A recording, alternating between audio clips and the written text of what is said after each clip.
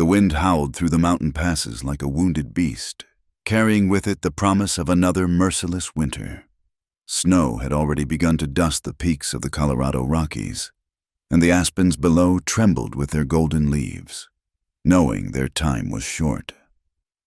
This was the West in 1887, raw, unforgiving, and beautiful in its savagery. Sarah Mackenzie stumbled through the undergrowth, her once fine calico dress now torn and muddied beyond recognition. Her boots, meant for the wooden sidewalks of civilization, had long since given up their struggle against the rocky terrain. Each step sent shooting pains through her feet, but she pressed on. Behind her lay Denver, and with it, a life she could no longer bear to face. The morning sun cast long shadows through the pines, but offered little warmth. Sarah's breath came in ragged gasps, visible in the cold mountain air. She had been walking for 2 days now, with only a small bundle of provisions that were nearly exhausted. Her hands, once soft and pale, were now scratched and bleeding from pushing through brambles and climbing over fallen logs. She paused against a massive pine tree, its bark rough against her palm. In the distance, she could hear the cry of a hawk circling overhead, perhaps wondering if this strange creature below might soon become carrion. Sarah closed her eyes, fighting back the wave of despair that threatened to overwhelm her. The memories came unbidden. Thomas's face, twisted with drink and rage, the sound of breaking china, the neighbors' whispers behind closed doors, and finally, mercifully, the fever that had taken him 3 weeks ago. But his death had brought no relief, only more shame. A woman alone, they said, no family, no prospects. The bank had taken the house to settle his debts. The respectable women of the town had made it clear she was no longer welcome in their circles. Better to die free in God's own country than live as a pariah in their world, she whispered to herself, the words lost in the vastness of the wilderness. Sarah pushed herself away from the tree and continued climbing. The trail, if it could even be called that, wound higher into the mountains. She had some vague notion of reaching one of the mining camps she'd heard about, where perhaps a woman could find work without too many questions asked. But with each passing hour, that hope grew dimmer. The forest grew denser as she climbed. Ancient spruces and firs blocked out much of the sky, their branches intertwined like the fingers of praying hands. The underbrush grabbed at her skirts, and more than once she fell, adding new bruises to her collection. Still, she pressed on, driven by a combination of desperation and stubborn pride. By late afternoon, the weather began to turn. Dark clouds rolled in from the west, and the temperature dropped precipitously. Sarah's thin shawl offered little protection against the biting wind. She began to shiver uncontrollably, her teeth chattering like castanets. The first snowflakes fell gently, almost prettily, but Sarah knew better than to be deceived. She had heard stories of people caught in early winter storms, found frozen solid come spring. Panic began to set in as she realized she had no shelter, no fire, and no real idea where she was. She stumbled into a small clearing where a stream gurgled over smooth stones. Her throat was parched, and she fell to her knees beside the water, cupping it in her hands and drinking deeply. The cold liquid shocked her system, but she drank until her stomach ached. When she tried to stand, her legs wouldn't cooperate. The exhaustion of the past days, combined with hunger and cold, had finally caught up with her. She crawled to a large boulder that offered some protection from the wind and curled up against it, wrapping her shawl tightly around her shoulders.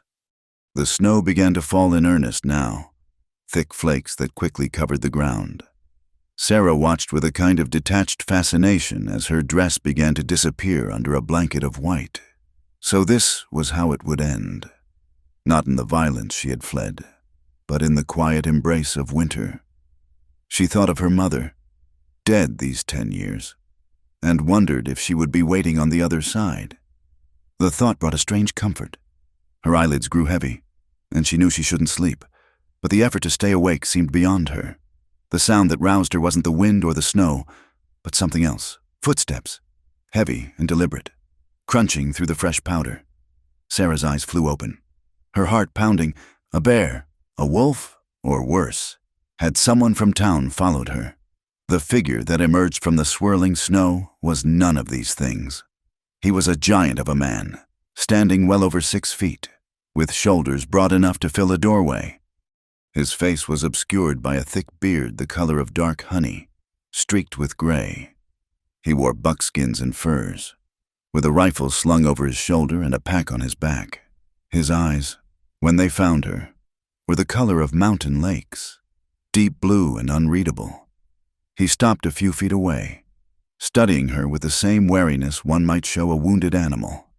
Sarah tried to speak, but her voice came out as little more than a croak. She tried to stand, to run, but her body betrayed her again. The mountain man, for that's surely what he was, moved closer, his movements surprisingly graceful for such a large person. He knelt beside her, and she caught his scent. Wood smoke, pine resin, and something wild and indefinable. "You're in a bad way, miss," he said, his voice deep and gravelly from disuse. It had been months since he'd spoken to another human being. "Storm's getting worse. You'll freeze if you stay here." Sarah managed to nod, though every movement sent pain through her body. The man studied her for another moment, then made his decision. With surprising gentleness, he scooped her up in his arms as if she weighed no more than a child. "My cabin's not far," he said, more to himself than to her. "We'll get you warm." Sarah wanted to protest, to maintain some dignity, but she had none left. Instead, she let her head fall against his chest, feeling the steady rhythm of his heartbeat through the layers of fur and leather. As he carried her through the storm, she drifted in and out of consciousness, aware only of the sensation of being held, of being carried to safety by this stranger who smelled of the wild places of the earth. The last thing she remembered before darkness claimed her was the sight of a small log cabin, smoke rising from its chimney like a promise of warmth and life. The mountain man shouldered open the door and carried her inside, away from the killing cold and into a world that existed beyond the reach of civilization's judgment. In her delirium, Sarah thought she heard him speaking softly, perhaps to her, perhaps to himself. "Rest now. You're safe here. The mountain keeps its own." Warmth. That was the first sensation that penetrated Sarah's consciousness, not the fierce heat of fever, but a gentle, enveloping warmth that seemed to seep into her very bones. She lay still, afraid that movement might shatter this unexpected comfort and return her to the cold embrace of the mountain snow. Slowly, other sensations filtered through. The softness beneath her, a real bed with what felt like a thick bearskin cover, the crackling of a fire nearby, the scent of wood smoke mixed with something else, herbs, perhaps, and the earthy smell of tanned hides. She could hear the wind still howling outside, but it seemed distant now, held at bay by sturdy walls. Sarah opened her eyes cautiously. Above her stretched a ceiling of rough-hewn logs, chinked with what looked like mud and moss. Firelight danced across the wood, creating shifting patterns of light and shadow. She turned her head slightly, taking in her surroundings. The cabin was small but well built, perhaps 20 feet square. A stone fireplace dominated one wall, its hearth glowing with a healthy fire. Shelves lined another wall, holding an assortment of supplies, sacks of what might be flour or cornmeal, jars of preserved goods, tools whose purposes she couldn't guess. Furs hung from pegs, and rifles stood propped in a corner. Everything spoke of practical utility, of a life lived far from the conveniences of town. A movement caught her eye, and she tensed. The mountain man sat in a chair near the fire, working on what appeared to be a trap, his large hands surprisingly deft with the delicate mechanisms. He hadn't noticed she was awake yet, and Sarah took the opportunity to study him properly. In the firelight, she could see he was younger than she'd first thought, perhaps 40 years to her 28. His hair, where it showed beneath a worn hat, was thick and sun-streaked. His beard was neatly trimmed, not the wild tangle she might have expected. His clothes, while clearly homemade, were clean and well-mended. This was no savage hermit, but a man who took care with his appearance even in isolation. As if sensing her scrutiny, he looked up, Those blue eyes met hers, and for a moment, neither spoke. Then he set aside the trap and rose, moving to a pot hanging near the fire. "You're awake," he said simply. "Good. You've been out for near a day." "A day?" Sarah tried to sit up, but her head spun with the effort. The man, she still didn't know his name, was beside her in 2 strides. "Easy now," he said, his voice gentle. "You were half frozen when I found you. Body needs time to recover." He helped her sit up, propping pillows behind her. Sarah was acutely aware of his nearness, of the careful way he avoided any improper contact. When she was settled, he stepped back, maintaining a respectful distance. I'm grateful," Sarah managed, her voice hoarse. "You saved my life." He shrugged, uncomfortable with the thanks. Anyone would have done the same. "No," Sarah said quietly. "They wouldn't have." He studied her for a moment, then turned back to the fire. "There's broth," he said. "Venison. You need to eat." He ladled some into a wooden bowl and brought it to her along with a carved spoon. Sarah's hands shook as she took it, but she managed to feed herself. The broth was rich and warming, seasoned with wild herbs she couldn't identify. She ate slowly, aware of his watchful presence. "My name is Sarah," she offered between spoonfuls. "Sarah Mackenzie." He nodded. "Josiah Hartley," he replied after a pause, as if remembering the protocol of introduction. "How long have you lived here?" "Mr. Hartley? 8 years, give or take." He moved back to his chair, picking up the trap again. "Came out after the war." The war, that explained something about him, the way he moved, the watchfulness in his eyes. So many men had come west after that terrible conflict, seeking solitude or fortune, or simply escape from memories. I should go," Sarah said, though even as she spoke, she knew it was impossible. "I don't want to impose." Josiah glanced toward the window, where snow continued to fall heavily. Storm set in for days. "Looks like you're not going anywhere, and that's fortunate. Another hour out there and you'd have been past saving." Sarah followed his gaze to the window, seeing nothing but white. The reality of her situation began to sink in. She was trapped here, in this small cabin with a strange man, miles from anywhere. Propriety demanded she should be terrified, but strangely, she wasn't. There was something about Josiah Hartley that inspired trust rather than fear. "I have nowhere to go anyway," she admitted quietly. He didn't ask why, for which she was grateful. Instead, he rose and went to a trunk in the corner, pulling out clothing. "These were my sisters," he said, laying a simple dress and undergarments on the foot of the bed. She and her husband had a cabin couple miles north. Fever took them 3 winters back. Clothes should fit well enough. Sister, so he had family, or had once. The clothes were plain but well made, frontier practical. Sarah touched them gently, thinking of the unknown woman who had worn them. "Thank you," she whispered. Josiah cleared his throat. "I'll step outside.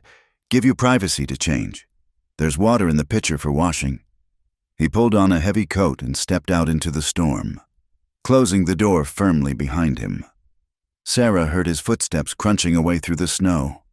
Such consideration from a man who lived alone in the wilderness. It touched something in her that had been dormant for years. Moving carefully, she shed her ruined dress and washed as best she could with the cloth and water provided. The clean clothes felt like a blessing against her skin. The dress was a bit large but comfortable, made of sturdy linsey woolsey that would hold up to mountain life. When she was decent, she called out, and Josiah returned, shaking snow from his coat. He glanced at her once, nodded approval, then busied himself with banking the fire for the night. "You can have the bed," he said. "I'll make do by the fire." "I couldn't." "You could and you will," he interrupted, but not unkindly. "You're still recovering. Discussions closed." Sarah wanted to protest further, but exhaustion was pulling at her again.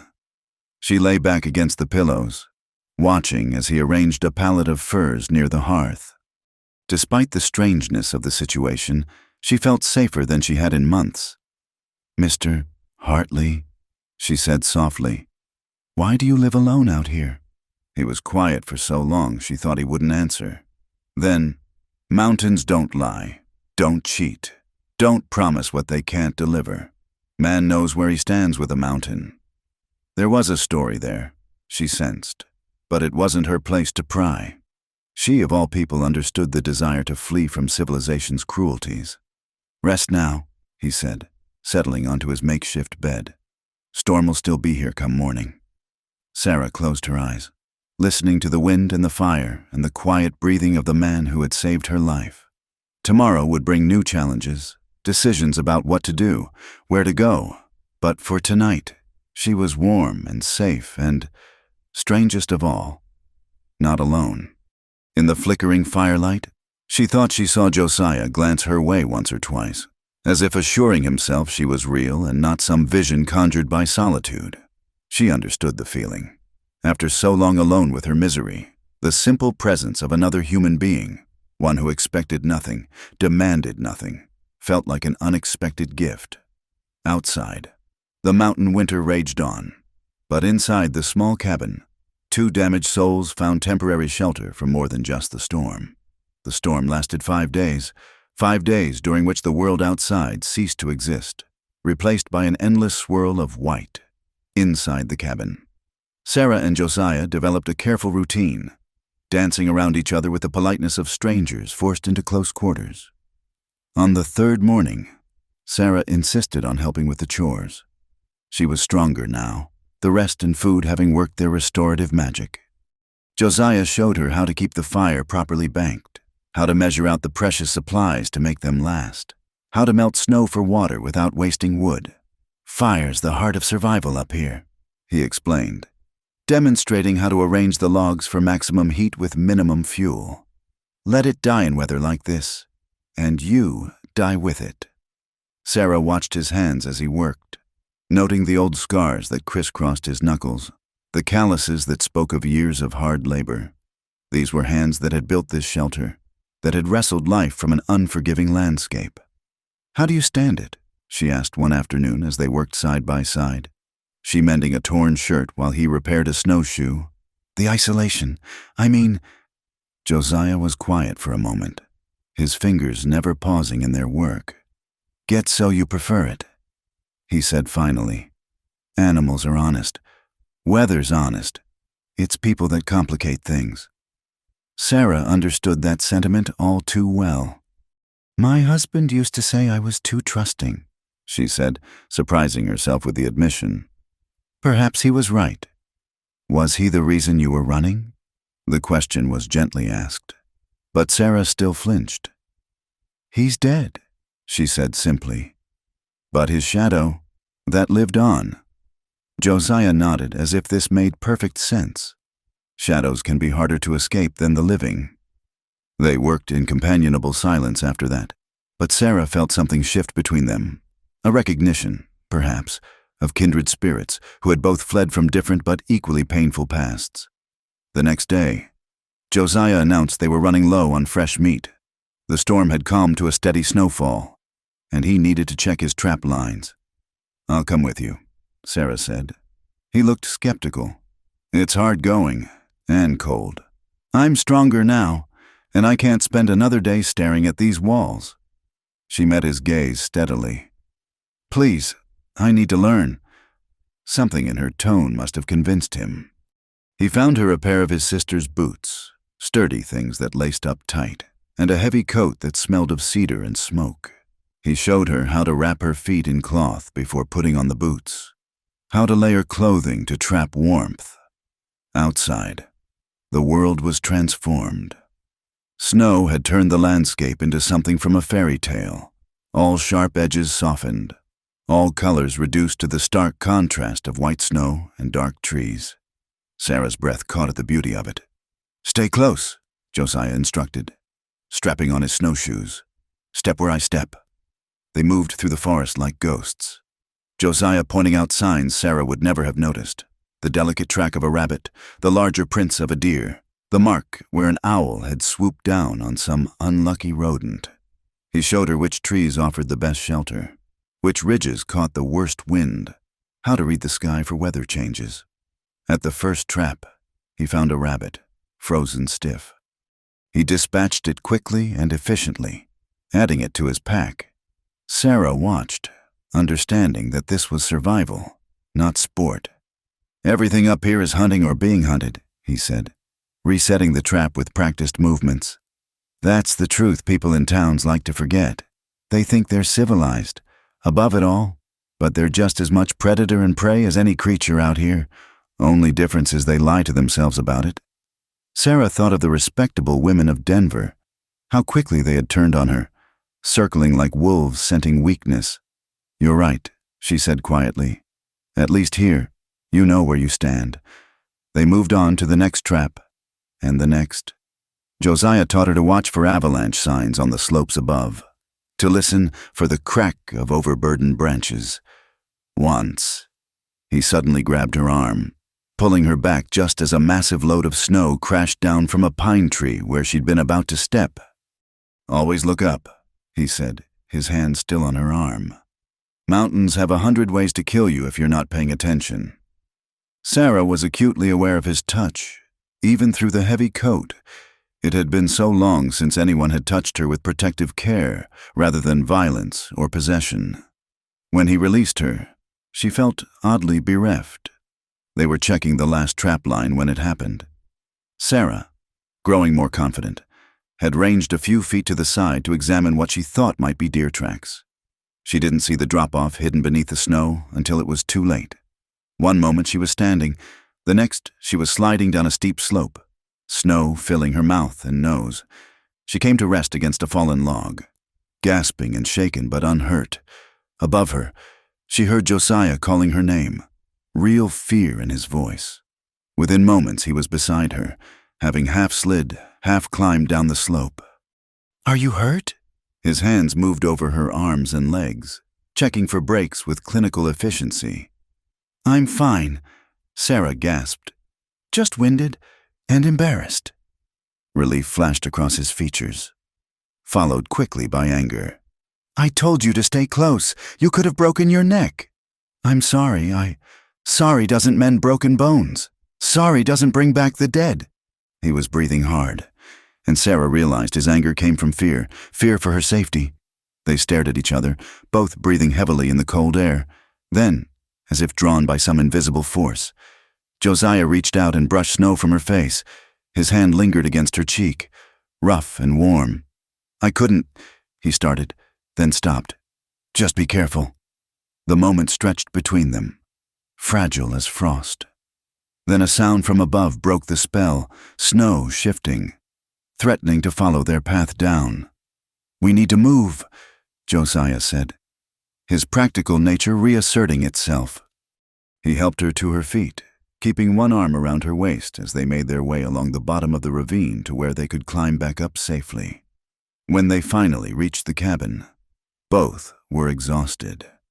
Sarah's adventure had yielded enough meat for several days, the rabbits from the traps plus a grouse Josiah had shot on the way back.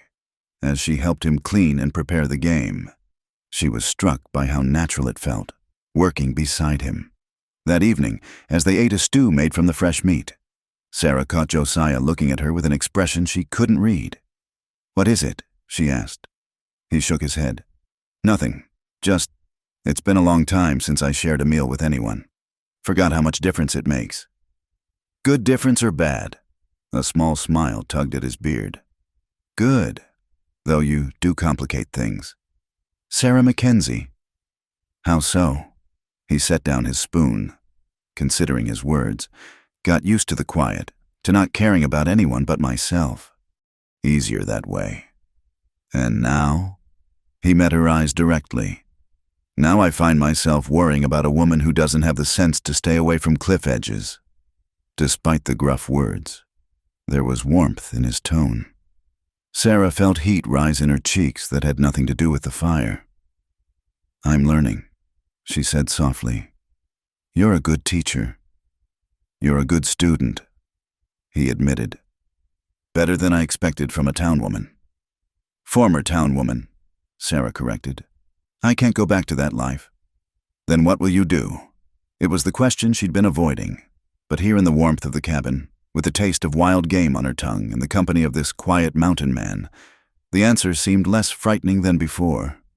"I don't know," she said honestly. "But for the first time in years, that doesn't terrify me." Josiah nodded slowly. Mountains teach you that. Sometimes not knowing the path is the beginning of finding it. Later, as Sarah lay in bed listening to the now familiar sounds of Josiah settling for the night, she thought about the moment on the slope when he touched her face. Her husband had never looked at her with such concern, such care. Thomas had seen her as a possession, something to own and control. But Josiah saw her as a person, complicated and capable of learning. Outside, the wind had finally died, and the silence was profound. But inside the cabin, Sarah felt the stirring of something new. Not love, not yet, but the possibility of it, like a seed buried deep under snow, waiting for the right conditions to grow. The weeks that followed passed in a rhythm dictated by mountain life. Sarah learned to read the moods of the weather, to stretch supplies, to find satisfaction in simple tasks done well. She discovered muscles she didn't know she had, developed calluses on hands that had once been soft. But more than physical changes, she felt something shifting inside her, a growing confidence, a sense of capability she'd never experienced in her previous life.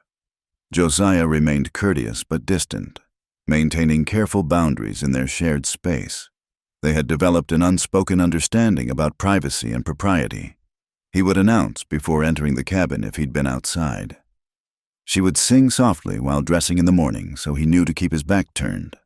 It was a delicate dance, but one they both seemed determined to maintain. One evening, 3 weeks after her arrival, Sarah was hauling water from the stream. The bucket was heavy, and the path back to the cabin was slick with ice. She'd insisted on taking over this chore, despite Josiah's protests, determined to pull her weight. Her arms ached with the effort, and she could feel perspiration gathering beneath her heavy clothes despite the cold. She was almost to the cabin when her foot slipped. She managed to keep her balance, but water sloshed over the side of the bucket, soaking her skirt. Frustrated and tired, she set the bucket down harder than intended, more water splashing out. "Blast it all," she muttered, using language that would have scandalized her former social circle. "Need help?" Josiah's voice came from behind her. He'd approached so quietly she hadn't heard him. Sarah straightened, pushing damp hair back from her forehead. "I can manage." He studied her for a moment, her flushed face, the way she was favoring her right shoulder, the determined set of her jaw. Without a word, he stepped forward and took the bucket from her. "You're working too hard," he said quietly. "I need to contribute. I can't just—" "Sarah." He set the bucket down and turned to face her fully. "You don't owe me anything. You don't have to prove anything." "Don't I?" The words came out sharper than she intended. "A woman alone, taking shelter with a man? We both know what people would say. There's no people here to say anything. But there's still." She gestured helplessly between them. "Propriety, decency. I won't be beholden." Josiah was quiet for a long moment. When he spoke, his voice was rougher than usual. "You think I see you as some kind of debt to be paid?" Sarah's cheeks burned. "I don't know what you see." He stepped closer, and Sarah caught that familiar scent of wood smoke and pine. His eyes, usually so guarded, showed a flash of something raw. "I see a woman who walked into a blizzard rather than live a lie," he said.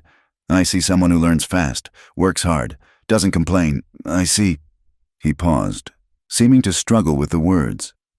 "I see someone who makes this place feel less like a prison and more like a home." The words hung between them in the cold air.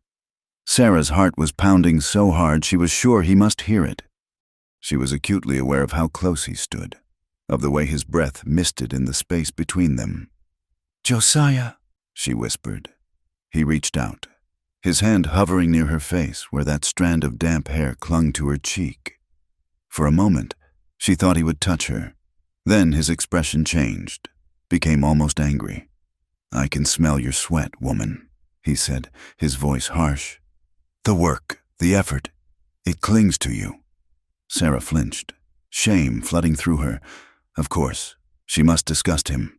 No longer the proper lady, but some wild creature, reeking of labor But then his hands were cupping her face, and his mouth was on hers, fierce and desperate. The kiss was nothing like the chaste pecks Thomas had occasionally bestowed. This was raw, hungry, speaking of loneliness and need and something deeper than either. Sarah's hands came up to grip his coat, whether to push him away or pull him closer. She didn't know. The kiss deepened, and she felt herself responding, her body remembering desires she'd thought Thomas had killed. Then, as suddenly as it had begun, it was over. Josiah wrenched himself away, breathing hard. He looked as shocked as she felt. Forgive me, he said hoarsely. I had no right. He turned and strode away, disappearing into the gathering dusk. Sarah stood frozen, her lips still tingling, her mind reeling. She pressed her fingers to her mouth, trying to make sense of what had just happened. The bucket of water sat forgotten at her feet as she finally made her way into the cabin. Her hands shook as she built up the fire, as she prepared a simple supper. Josiah didn't return for the meal, and Sarah ate alone, the food tasteless in her mouth. She was already in bed, feigning sleep. When he finally came in, she heard him moving carefully in the darkness, settling onto his pallet by the fire. The silence stretched between them, heavy with unspoken words. The next morning, Josiah was gone before she woke. A note on the table said simply, "Checking the far trap lines. Back by nightfall." Sarah spent the day in turmoil. She scrubbed the cabin floor, mended clothes that didn't need mending, anything to keep her hands busy while her mind churned. The kiss had awakened something in her she'd thought dead. Desire. Yes, but more than that. A yearning for connection, for tenderness, for the possibility of love without fear. But what must he think of her? A widow of only weeks, throwing herself at the first man to show her kindness. The old voices crowded in, Thomas's sneering words, the whispered judgments of proper society. She was proving them all right, wasn't she? Wanton, shameless. By the time Josiah returned, Sarah had worked herself into a state of anxious misery. She couldn't meet his eyes as he entered, busying herself at the stove. "Sarah," his voice was quiet. "We need to speak." She nodded, still not looking at him. "You were right to leave. What happened was improper." "Is that what you think, that I left because it was improper?" Now she did look at him, confused by the pain in his voice. "Didn't you?" He crossed to her in 2 strides, though he was careful not to touch her. "I left because if I'd stayed, I wanted more than a kiss. Sarah, more than I have any right to want. I left to protect you, from me. What if I don't want protection?" The words surprised them both. Sarah felt heat flood her cheeks, but she didn't take them back. Josiah's hands clenched at his sides. "You don't know what you're saying. You're grateful, confused maybe, but don't." Sarah's voice was stronger now. "Don't tell me what I feel. My husband did that for 8 years. I know my own mind. Josiah Hartley, I know my own heart." "And what does your heart say?" She took a shaky breath. "It says that for the first time in my life, I understand what it means to want someone. Not because I'm supposed to, not because it's expected, but because every part of me is drawn to you like a compass points north." Josiah closed his eyes, looking pained. "Sarah, I can't offer you anything. This cabin, this life, it's all I have. I'm a man who chose isolation because I couldn't bear the alternative.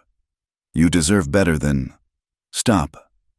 She did touch him then, her hand on his arm.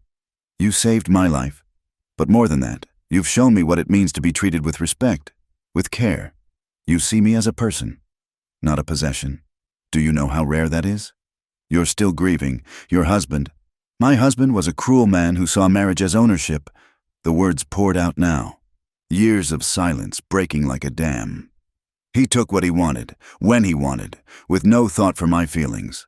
I grieved his death only because it meant I was truly alone. but I've been grieving the death of my hopes for far longer." Josiah's face was a study in conflicting emotions. "Sarah, I'm not asking for promises," she said softly. "I'm not asking for anything except honesty. Tell me you feel nothing, and I'll never speak of this again. We'll go back to the way things were, but if you feel even a fraction of what I do—" He was silent for so long she thought he wouldn't answer. Then, voice rough, "A fraction? Woman, you've turned my whole world upside down. I wake thinking of you. I fall asleep listening to your breathing. Every time you smile, it's like sun breaking through clouds. I'm half mad with wanting you. Then why? Because you deserve better than a broken-down soldier hiding in the mountains. Because you should have courting and flowers and all the things I can't give you. Because I'm terrified that if I let myself love you, and you leave." He couldn't finish. Sarah stepped closer, close enough to feel his warmth. "I'm not going anywhere." "Josiah, where would I go? This is the first place I've ever felt like I could breathe." He looked down at her, his control finally breaking. This time when he kissed her, it was gentle, reverent, as if she were something precious. Sarah melted into him, feeling safe and desired and truly alive for the first time in memory. When they finally drew apart, both were trembling. Josiah rested his forehead against hers. "This changes everything," he whispered. "Yes," Sarah agreed. "Thank God for that." Outside, snow began to fall again. But inside the cabin, warmth bloomed between two souls who had found each other in the wilderness, against all odds and expectations. The fragile peace of their mountain sanctuary was shattered on a crisp morning in early March. Sarah was outside gathering kindling when she heard them, voices carrying across the still air, rough with liquor and malice. Her blood ran cold as she recognized the cadence of town men on the hunt. She dropped the wood and ran for the cabin, bursting through the door. "Josiah! Someone's coming!" He was instantly alert, reaching for his rifle. "How many? I don't know. 3, maybe 4 voices." Josiah's face was grim as he checked his ammunition. "Stay inside. Bar the door behind me." "No." Sarah grabbed his arm. "You don't know what they want." But they both knew. Mountain men living alone might be left in peace, but a woman staying with such a man, that was scandal enough to bring out the worst in people. Josiah gently removed her hand. "I'll talk to them. Maybe they're just passing through." They both knew that was unlikely. Josiah stepped outside, and Sarah reluctantly barred the door, then moved to the window to watch. 4 men emerged from the tree line, and her heart sank as she recognized them. Jake Morrison and his cronies from Denver. Men who frequented the saloons Thomas had dragged her to. Men who had looked at her with hungry eyes even when her husband was alive. Well, Jake called out, his voice carrying clearly. "Josiah Hartley, heard you had a visitor up here." Josiah stood relaxed but ready, his rifle held casually but purposefully. "Gentlemen, you're a long way from town, following a runaway," another man said. Sarah recognized him too, Carl Hutchins, who ran the general store. "Mrs. Mackenzie disappeared after her husband's death, left debts unpaid. People are worried. Nobody's worried." Jake sneered. "But we figured she might have found herself a protector. Looks like we were right." "The lady is a guest," Josiah said evenly. "Storm caught her. I offered Christian shelter." "Christian shelter?" Jake laughed, an ugly sound. "That what they're calling it now? Woman's been up here near 2 months." "Hardly. That's a mighty long storm." The other men chuckled, and Sarah felt sick. How had they known how long she'd been here? Had someone seen Josiah in town buying supplies and put pieces together? "I think you gentlemen should move along," Josiah said, his voice carrying a warning, not without the woman. Carl said, "She's got obligations in town. Her husband's debts were his, not hers." Josiah interrupted. "Colorado law's clear on that." "Maybe so." Jake stepped forward, his hand moving to his sidearm. "But there's also the matter of proper behavior. Widow woman shacking up with a mountain man before her husband's even cold? That's our business. Nothing about this is your business. Josiah's voice had gone deadly quiet. See, that's where you're wrong. Jake continued. We've got standards in Denver. Can't have women thinking they can just run off to the hills when things get tough. Sets a bad example. Through the window, Sarah could see more movement in the trees. Her heart hammered as she realized there were more than 4 men. This wasn't a search party. It was a mob. Besides, Jake added with a leer, woman like that, all alone up here? Might get the wrong kind of visitors. We're just looking out for her welfare. By bringing 8 men to collect her, Josiah had noticed the others too. Jake's facade of civility dropped. Hand her over. Hartley. This doesn't concern you. The lady's made her choice. She stays. Wrong answer. Jake went for his gun, but Josiah was faster. The crack of his rifle echoed off the mountains, and Jake's pistol flew from his hand along with 2 of his fingers. The man screamed, clutching his maimed hand. Next one's in your chest, Josiah said calmly. Already reloading. Any of you boys want to test a marksman who can pick off a squirrel at 200 yards? But the damage was done. The other men had drawn their weapons, and Sarah could see them spreading out, trying to flank the cabin. Josiah backed toward the door, keeping his rifle moving between targets. Last chance, Carl called out. Give us the woman and we ride away. Go to hell, Josiah replied. The first shot came from the trees, splintering wood near Josiah's head. He dove for cover behind the wood pile as more gunfire erupted. Sarah unbarred the door, pulling him inside as bullets thudded into the logs. The rifle above the fireplace, Josiah commanded, moving to a window. And the ammunition from the shelf. Sarah obeyed, her hands steady despite her fear.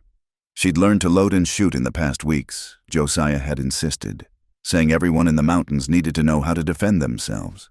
They'll try to burn us out, Josiah said, picking off a man who ventured too close. That's their way. Then we fight, Sarah said fiercely. He glanced at her, something proud and pained in his expression. You could still go with them. Tell them I forced you to stay. They might, Josiah Hartley, if you suggest one more time that I abandon you, I'll shoot you myself. Despite everything, he almost smiled. Yes, ma'am. The siege began in earnest. The men outside kept up sporadic fire, trying to pin them down. Sarah could smell smoke and realized they'd set fire to the woodshed. Josiah had been right. They meant to burn them out. Sarah, the back window. Watch for anyone circling behind. She positioned herself as directed, the rifle heavy in her hands. Through the small window, she saw movement, a man creeping through the trees, carrying what looked like a torch. Someone's coming, she called. Can you make the shot? Sarah sighted down the barrel as Josiah had taught her, controlling her breathing. The man was perhaps 50 yards away, moving from tree to tree. She waited until he stepped into a clear space, then squeezed the trigger. The rifle kicked hard against her shoulder, and the man spun and fell. Not dead, she could see him crawling for cover, but wounded enough to stop his advance. Good shot, Josiah called, pride clear in his voice. But their situation was deteriorating. The smoke from the burning woodshed was drifting toward the cabin, making it hard to see. More men had arrived. Sarah counted at least a dozen now. Jake, despite his wounded hand, was shouting orders, working the mob into a frenzy. They brought the whole town, Sarah said bitterly. Not the whole town, Josiah corrected. Just the worst of it, bullies and cowards who think numbers make them right. A voice called out, Carl again, trying to sound reasonable. Mrs. Mackenzie, no one wants bloodshed. Come out now and this all ends. So you can drag me back to a life I never chose, Sarah shouted back. So those respectable women can whisper behind their hands while their husbands leer? I'd rather die free than live in your cage. Have it your way. Jake snarled. The attack intensified. Windows shattered, letting in cold air and smoke. Josiah moved like a man half his age, covering one position then another, his rifle never missing, but there were too many of them. "We need to make them pay dear," he said during a brief lull. "Make them think twice about whether you're worth dying for." "I'm not worth you dying for," Sarah protested. He turned to her then, his eyes fierce. "You're worth everything. Don't you know that by now?" Before she could respond, a bottle crashed through the broken window, spreading liquid fire across the floor. Another followed, then another. The mob had switched tactics. Josiah grabbed blankets, trying to smother the flames, but more bottles came flying. The cabin filled with smoke, and Sarah could hear the mob cheering outside. "We have to get out," Josiah coughed. "They'll shoot us as we exit, but staying means burning." Sarah gripped his hand. Together, together. They prepared to make their final stand when a new sound cut through the chaos. Horses, many of them, and fresh voices shouting. The gunfire outside changed direction, no longer focused on the cabin. "Federal marshals, drop your weapons!" Through the smoke, Sarah could see uniformed men engaging the mob. The attack on the cabin ceased as Jake's men found themselves outnumbered and outgunned by actual lawmen. Josiah kicked open the door, pulling Sarah out of the burning cabin. They stumbled into the clean air, coughing and gasping, to find the clearing filled with marshals rounding up the mob. A tall man with a marshal's star approached them. "Josiah Hartley?" Josiah nodded warily. "Marshal Tom Bedford. Got word in Denver about a mob heading this way. Seems some folks don't take kindly to vigilante justice." He looked at Sarah. "Ma'am, are you here of your own free will?" "Yes," Sarah said firmly. "These men attacked us, tried to burn us out." Bedford nodded. "That's what we figured. Jake Morrison there's wanted for assault in 3 territories. This just adds to his troubles." As the marshals led the mob away in chains, Jake passed close enough to spit at Sarah's feet. "This ain't over, woman. You can't hide up here forever." "She won't be hiding," Josiah said quietly. "She'll be living free, which is more than you'll be doing for the next 20 years. As Jake was dragged away, still cursing, Marshal Bedford turned back to them. "You folks need anything? Medical attention? Just to be left in peace." Josiah said. Bedford touched his hat. "I reckon you've earned that. We'll make sure word gets back to Denver. Anyone else wants to cause trouble up here will have to go through federal law first." As the marshals departed with their prisoners, Sarah and Josiah stood looking at their burning cabin. Everything they had was going up in flames, but somehow, Sarah felt lighter than she had in years. "I'm sorry," she said. "I brought this on you." "No," Josiah pulled her close. "They brought it on themselves, and I'd face 100 such mobs before I'd let them take you." Sarah leaned into his strength, watching their home burn. "What do we do now?" "Now?" Josiah kissed the top of her head. "Now we build something new, something better, together." The cabin collapsed in a shower of sparks, but Sarah felt no despair. They had survived. They had each other. And in the vast wilderness of the Colorado mountains, that was enough to start again. The ruins of the cabin still smoldered as Sarah and Josiah salvaged what little they could from the ashes. The root cellar had survived, preserving some food stores, and the metal tools could be cleaned of soot. But most everything else, clothes, bedding, the precious books Josiah had collected over the years, was gone. "My sister's cabin," Josiah said, looking north. "It's still standing, smaller than this was, but it'll do until we can rebuild." They loaded what they could carry onto a makeshift sled Josiah constructed from salvaged timber. Sarah noticed how naturally they worked together now, anticipating each other's movements, communicating without words. The attack had destroyed their shelter but had somehow strengthened the bond between them. The journey to his sister's abandoned cabin took most of the day. Sarah saw it before Josiah pointed it out, a smaller structure than his had been, but solidly built and nestled in a protective grove of pines. Inside, dust lay thick on everything, and there were signs that animals had explored, but the bones of the place were sound. "Martha would have liked you," Josiah said softly, running his hand along a wooden rocking chair. "She was strong like you, Stubborn, too. Sarah touched his arm gently. Tell me about her. As they cleaned and organized the space, Josiah shared memories of his sister, how she'd followed her husband west with dreams of gold and fortune, how they'd built this cabin with their own hands, full of hope, how the fever had taken them both in the space of a week, leaving Josiah to bury them in the meadow beyond the trees. I couldn't stay here after, he admitted. Too many ghosts. Built my own place to escape the memories. And now? Sarah asked. He looked at her, standing in a shaft of sunlight streaming through the window, dust motes dancing around her like tiny stars. Now it feels like it could be a home again. That night, as they lay on a bed of pine boughs covered with the few furs they'd saved, Josiah held her close.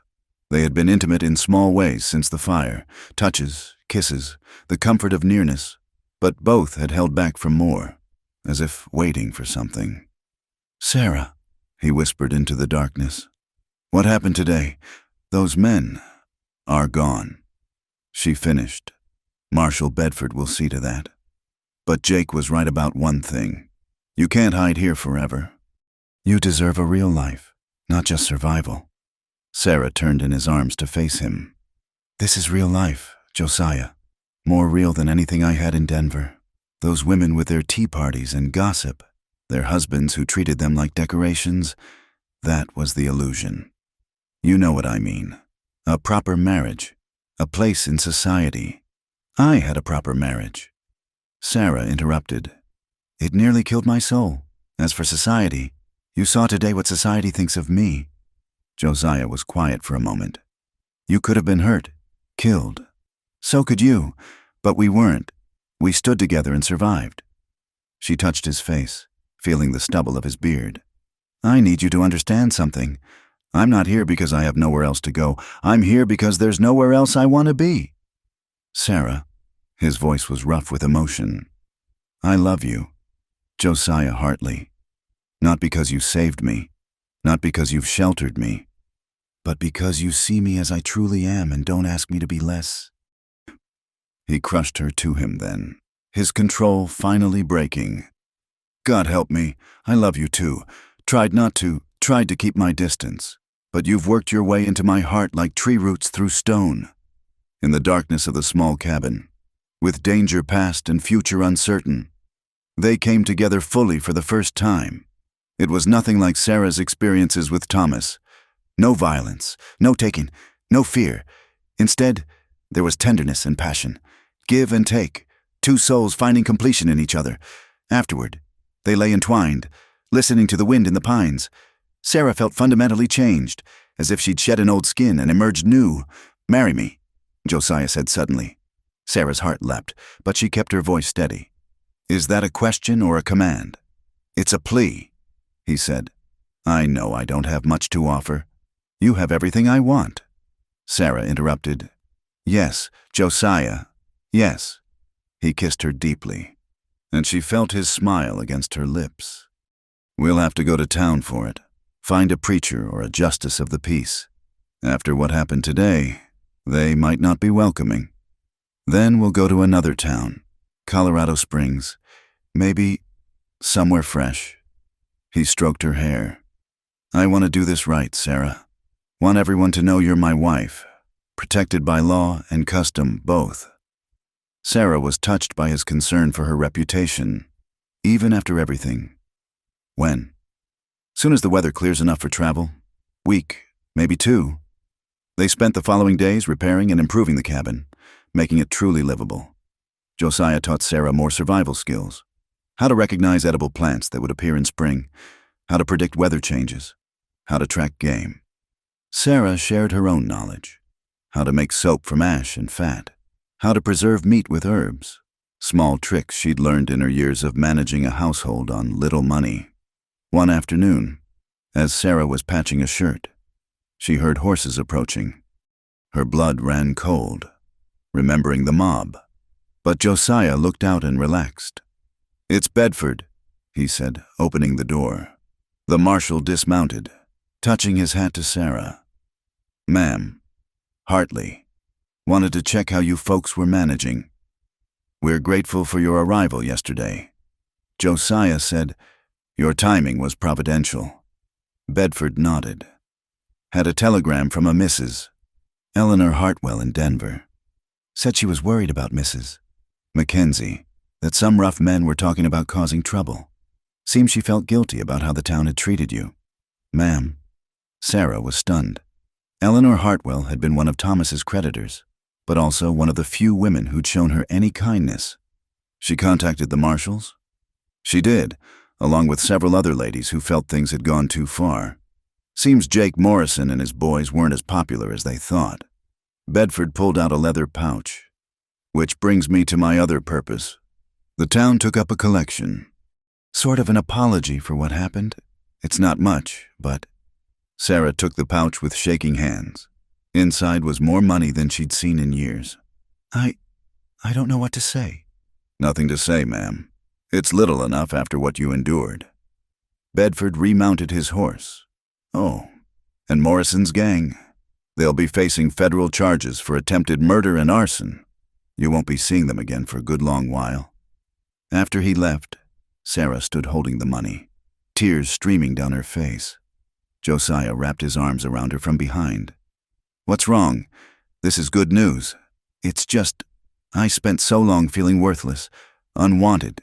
To know that some people cared enough to do this, you were never worthless," Josiah said fiercely.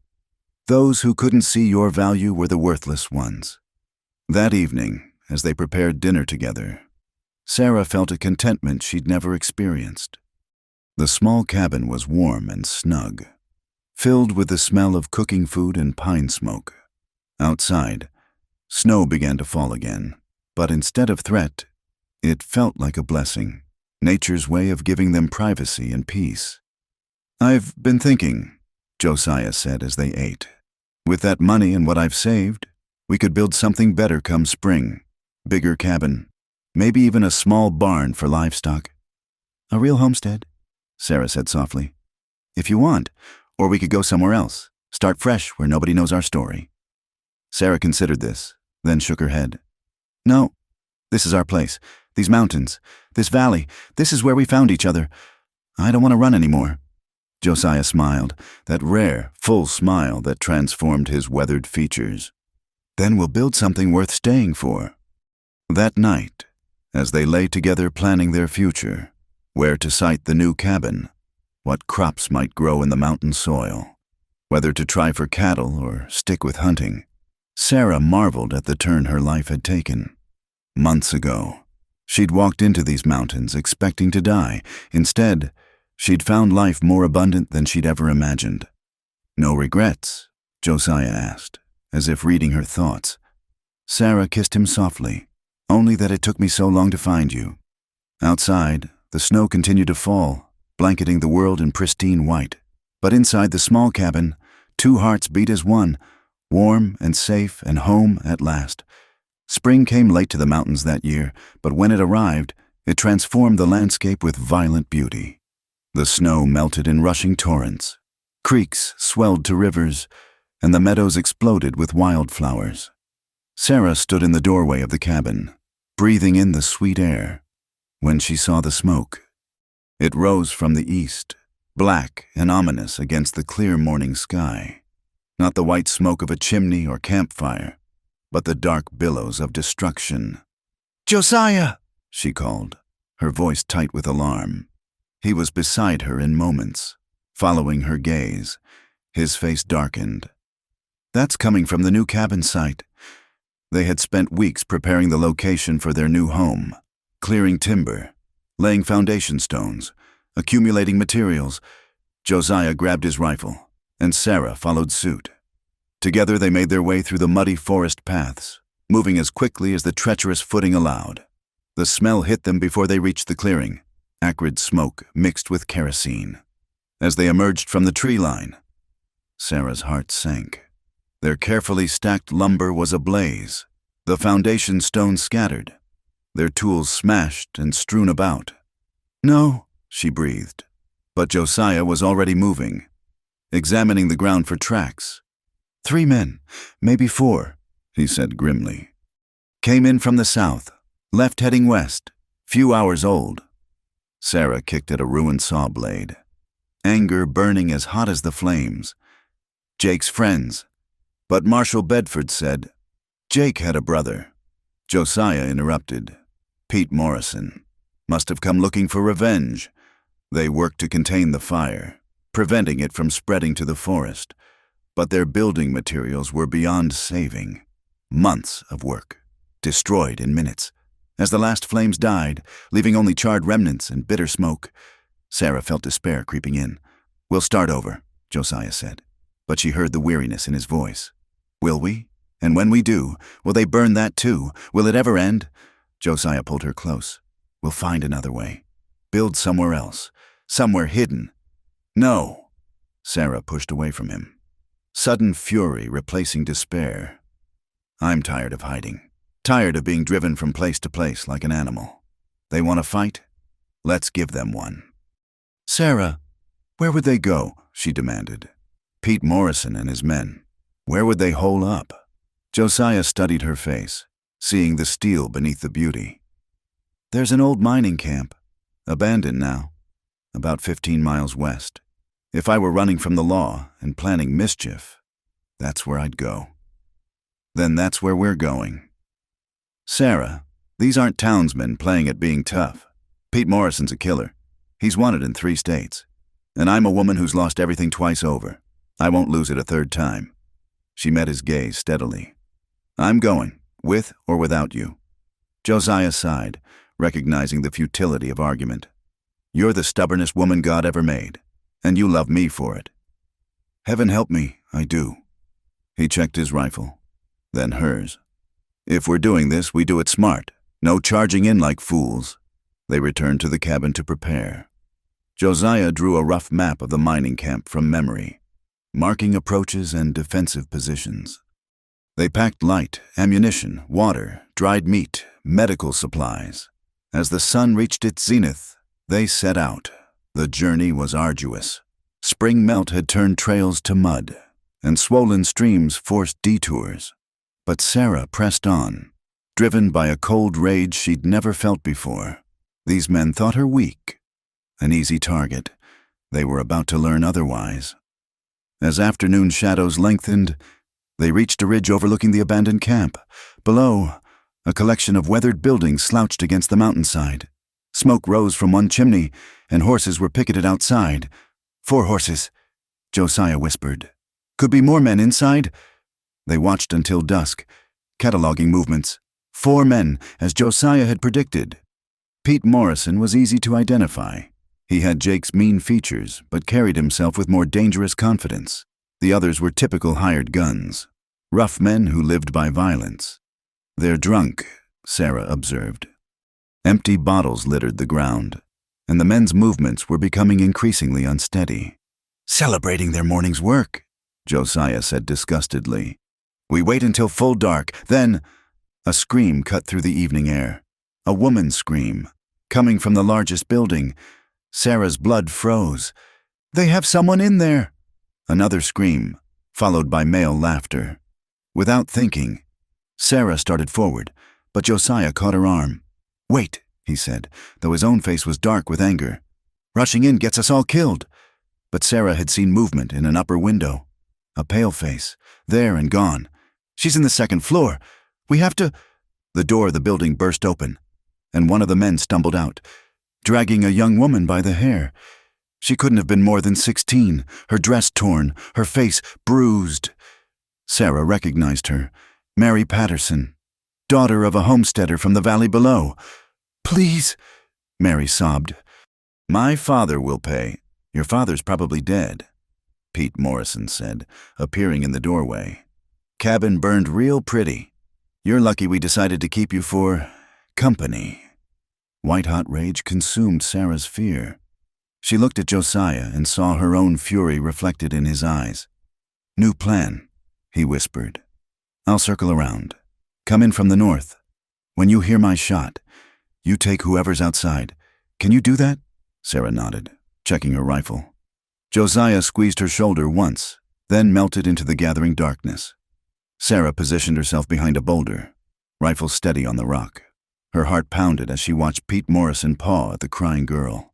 Every instinct screamed at her to shoot now, but she waited, trusting Josiah. The shot came from the north side of the camp, followed immediately by a cry of pain. Sarah squeezed her trigger, and the man holding Mary spun and fell. The girl stood frozen as chaos erupted around her. "Mary, run!" Sarah shouted, breaking cover. Pete Morrison dove for cover, firing wildly in Sarah's direction. Bullets whined off rocks as Sarah advanced, using every bit of cover, returning fire when she could. She saw Josiah emerge from between buildings, his rifle spitting flame. One of Morrison's men tried to flank Sarah, but she saw him coming. Her shot took him in the shoulder, sending him tumbling. Another man burst from a doorway, pistol raised toward Josiah. Sarah's rifle spoke again, and he went down. "It's over. Morrison," Josiah called out. "Your men are down. Throw out your weapons. Go to hell." Morrison had barricaded himself behind an overturned wagon. "You killed my brother."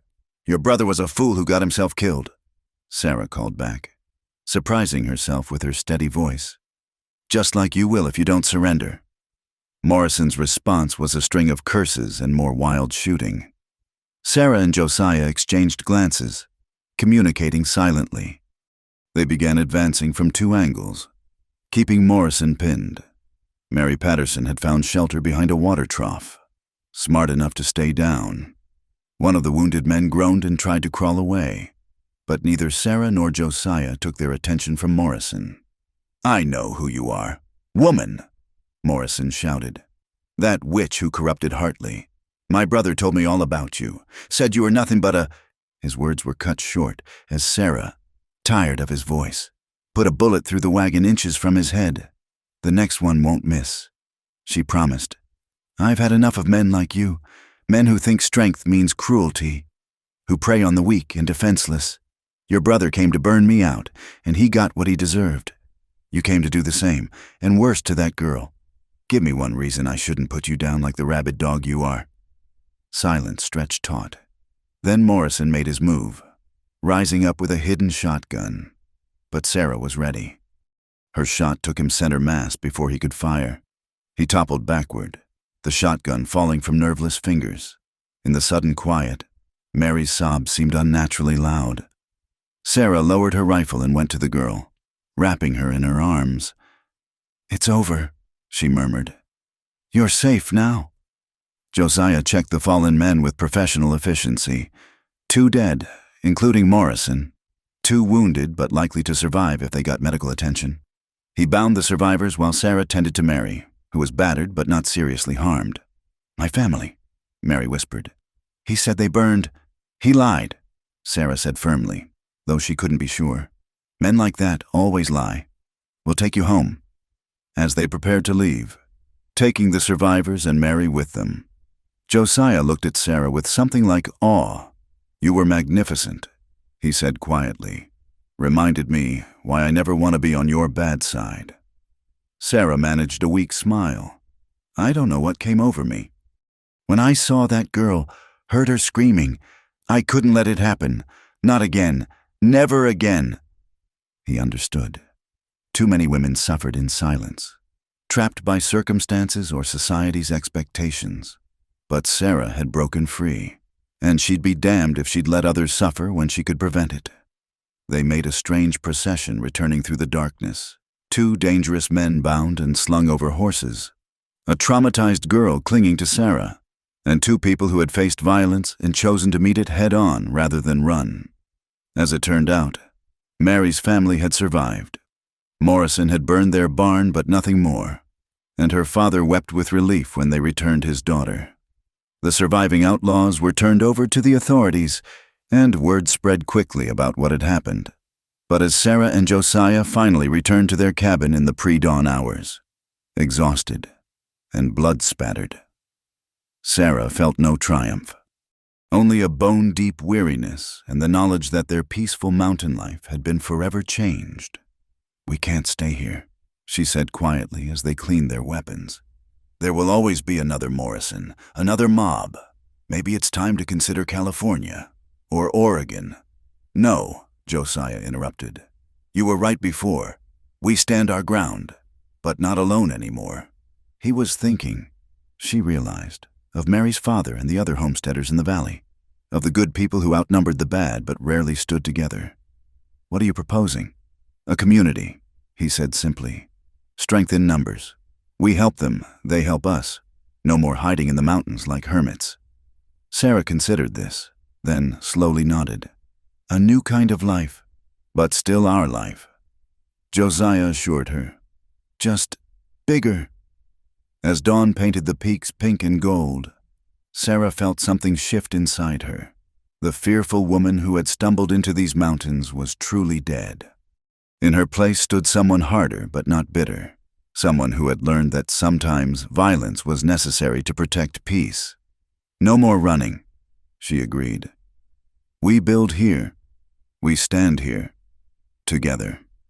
The news of their return to Denver spread like wildfire through the mountain communities. Sarah and Josiah had decided, after much deliberation, that hiding would only give power to those who wished them ill. If they were to build a life together, truly together, they would do it in the open, with their heads held high. They chose a crisp morning in early June for their journey. Sarah wore her best dress, one they'd purchased from a traveling merchant, and Josiah had trimmed his beard and donned clothes more suitable for town than the mountains. Still, they looked like what they were, frontier people, shaped by hardship and strengthened by survival. As their wagon rolled down the main street of Denver, Sarah felt the weight of dozens of eyes upon them. Conversations stopped mid-sentence. Women pulled their children closer. Men stepped out of shops to stare. The story of the burning cabin, the defeat of Pete Morrison's gang, and Sarah's rescue of Mary Patterson had reached town weeks ago, growing in the telling. "Let them look," Josiah murmured, his hand finding hers on the wagon seat. They stopped first at the marshal's office. Tom Bedford greeted them with genuine warmth, updating them on the legal proceedings against the surviving members of Morrison's gang. "You two have become quite the legend," he said with a wry smile. "Half the town thinks you're heroes. The other half," he shrugged. "Well, there's always those who resist change." Their next stop was the general store. Carl Hutchins, who had been part of the first mob, now owned the establishment alone. He paled when they entered but stood his ground. "Mrs. Mackenzie, Mr. Hartley." His voice was carefully neutral. "We need supplies," Josiah said simply. "Can you help us, or should we take our business elsewhere?" Hutchins swallowed hard. I owe you an apology. What I did, riding with Jake that day, it was wrong. I let fear and prejudice guide me, and I'm ashamed." Sarah studied him, seeing genuine remorse. "We all make mistakes, Mr. Hutchins. The question is what we do after." Relief flooded his face. "Whatever you need, folks, and—" He hesitated, then plunged ahead. "My wife would like to invite you for tea, Mrs. Mackenzie, if you're willing." The invitation surprised Sarah, but she nodded graciously. As they conducted their business, she noticed how Hutchins went out of his way to be helpful, even recruiting his son to help load their wagon. The tea at the Hutchins home was awkward at first. Mrs. Hutchins, a bird-like woman named Patricia, seemed terrified, but as Sarah spoke of life in the mountains, of the beauty and challenges, the woman relaxed. "I envied you," Patricia admitted suddenly.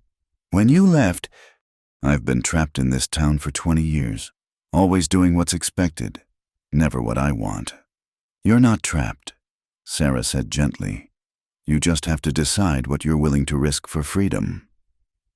As they left the Hutchins home, they encountered a group of women from Sarah's former social circle. The leader, Margaret Thornton, blocked their path, her face pinched with disapproval. "Sarah Mackenzie," she said coldly, "or whatever you call yourself now. How dare you show your face here after the shame you've brought?" Sarah felt Josiah tense beside her, but she placed a calming hand on his arm. "The only shame I carry is having once cared about the opinion of hypocrites like you, Margaret." "Hypocrite? I'm a respectable woman. Are you? Sarah stepped closer. Whose husband visits the saloon girls every Friday while you pretend not to know? Who spreads gossip like poison while sitting in church on Sunday? You're right, Margaret. You are respectable. And that's all you'll ever be. Margaret's face went red, then white. Other women in the group shifted uncomfortably, some looking away. One, younger than the rest, stepped forward. Mrs. Mackenzie, I'm Anne Sullivan. I wanted to thank you for what you did for Mary Patterson. She's my cousin. Anyone would have done the same. Sarah said, No, Anne said firmly. They wouldn't have. Most would have run or looked away. You stood up to those men. You fought. Her voice dropped. Some of us have been talking about starting a ladies' auxiliary for frontier defense, teaching women to shoot, to protect themselves. Would you consider helping? Margaret Thornton made a scandalized noise. Anne Sullivan, no decent woman. Oh, shut up, Margaret, Anne snapped, surprising everyone. Decent women are dying out there while we sit here pretending the world is safe. I'd rather be alive and improper than respectable and dead. Several other women murmured agreement. Margaret, faced with dissension in her ranks, turned on her heel and stormed away. But half her followers remained, looking at Sarah with new interest. I'd be honored to help, Sarah said, and meant it. The rest of their day in Denver was a series of such encounters. Some people crossed the street to avoid them. Others went out of their way to shake hands, to express admiration or gratitude. At the land office, they filed papers for their homestead claim, making their residence official.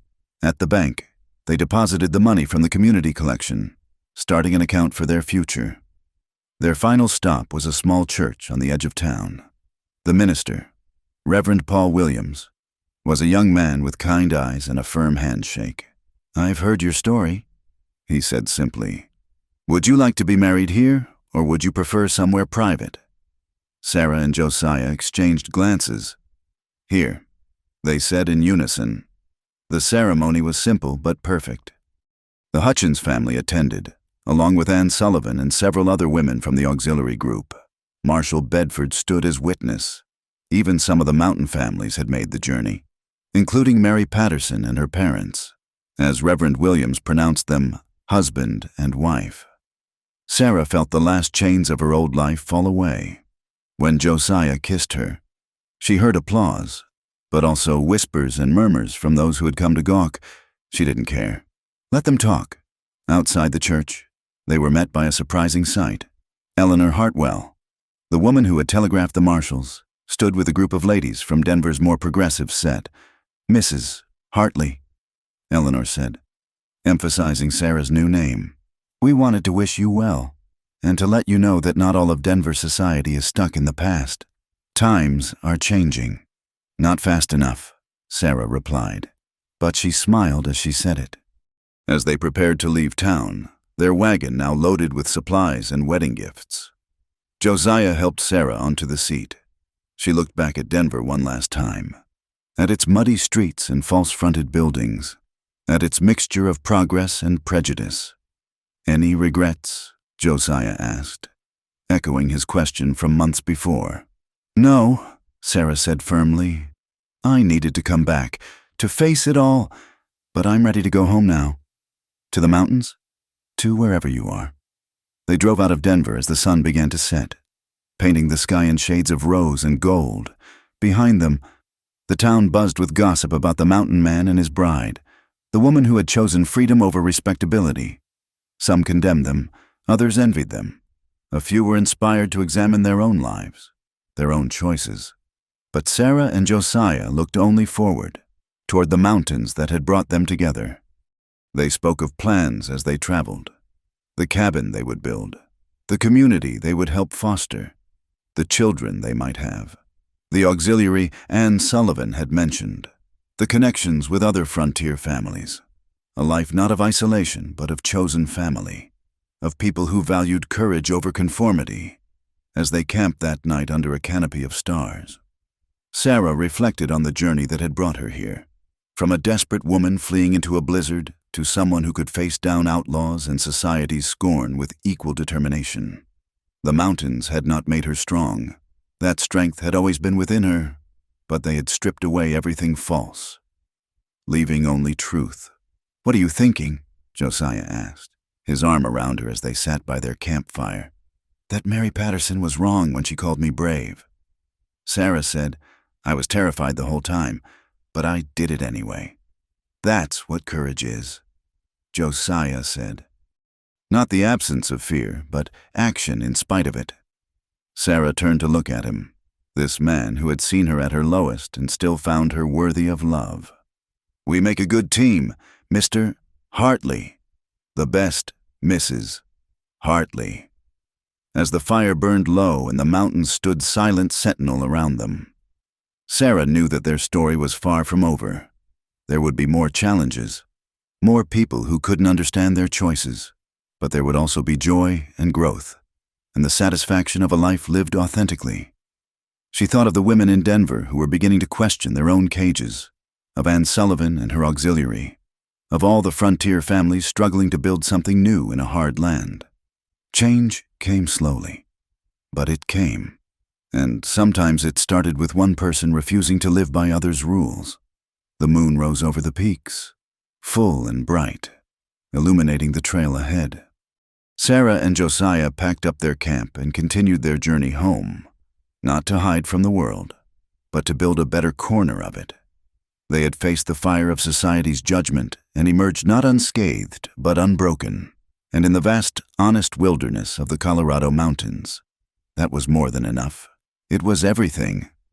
Thank you, dear listeners, for joining me on this journey through the untamed West, where love bloomed between two souls who dared to live life on their own terms. I'd love to know where in the world you're listening to this story, whether you're in the mountains like Sarah and Josiah, in a bustling city, or somewhere in between. Please subscribe to the From Wild West channel and share your thoughts about Sarah and Josiah's journey in the comments below. What did their story mean to you? Until we meet again on the frontier of imagination, keep riding toward your own horizon.